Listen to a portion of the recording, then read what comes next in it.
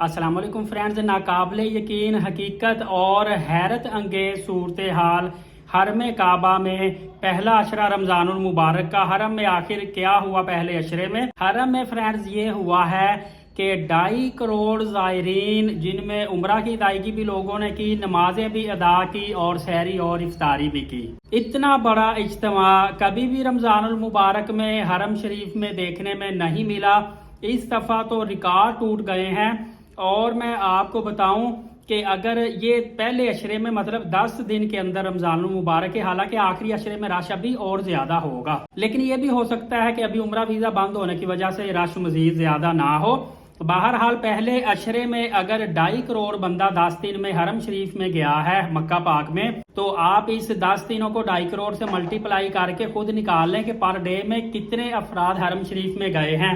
لیکن یہ per day میں ایک چیز آپ کو بتا دوں کہ یہ جو ایسٹیمیٹ نکالا گیا ہے، یہ روٹین جو ریٹرننگ آئے ہیں نا عمرہ زائرین، وہ سمیت ہے۔ مطلب کہ ایک بندہ اگر دن میں 3-4 مرتبہ بھی مکہ پاک میں بیت اللہ شریف میں اندر داخل ہوا ہے تو اس کو 4 مرتبہ کاؤنٹ کیا گیا ہے۔ اس طرح سے یہ فگر نکالا گیا ہے،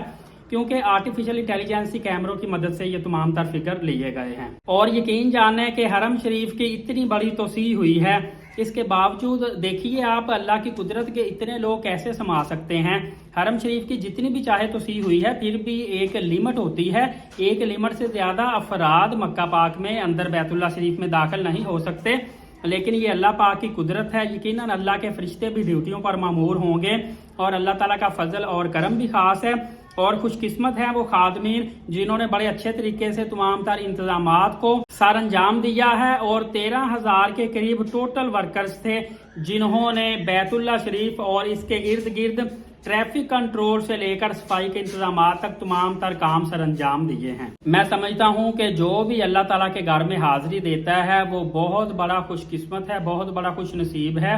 کیونکہ یہاں پہ میں اپنا پرسنلی آپ کو بتاؤں تو مکہ اور مدینہ پاک میں جب خاص کر میں مسجد نبوی یا بیت اللہ شریف میں داخل ہوتا ہوں تو ایک اندر انسان کے ہر ایک کے اندر فیلنگ ہوتی ہے نا، 2 چیزوں کی مجھے ہمیشہ فیلنگ رہتی ہے۔ ایک تو جب ہوا چلتی ہے تو وہ مجھے واضح فیل ہوتا ہے کہ یہ ہوا جنت کی کھڑکی کی ہوا ہے، مطلب جنت کی کھڑکی کھلی وہاں سے ہوا آ رہی ہے،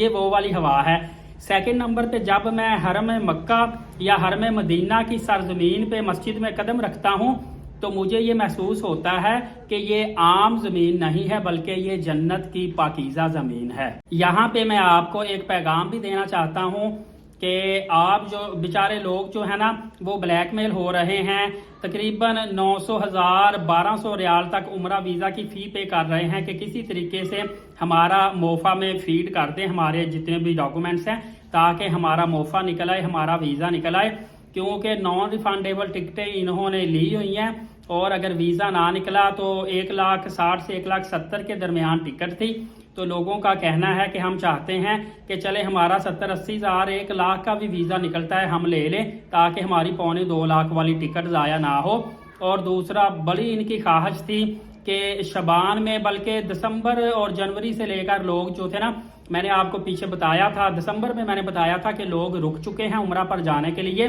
کیونکہ آگے 1-1.5 ماہ کے بعد رمضان ہے، تو لوگوں کی خواہش ہے کہ اب ہم رمضان المبارک میں ہی عمرہ کریں گے تاکہ ڈھیروں اجر و ثواب وہاں پہ کمائیں گے۔ لیکن ان کو یہ بالکل بھی نہیں پتا تھا کہ فرسٹ رمضان سے لے کے پہلے سعودی عربیہ کوٹا سسٹم لگائے گا، اور پھر کوٹا سسٹم کی آڑ میں لوگوں کے آئی ڈی سسپینڈ کر دے گا اور عمرہ ویزا ہی معطل کر دے گا، لوگوں کے عمرہ ویزا لگنے ہی بند ہو جائیں گے۔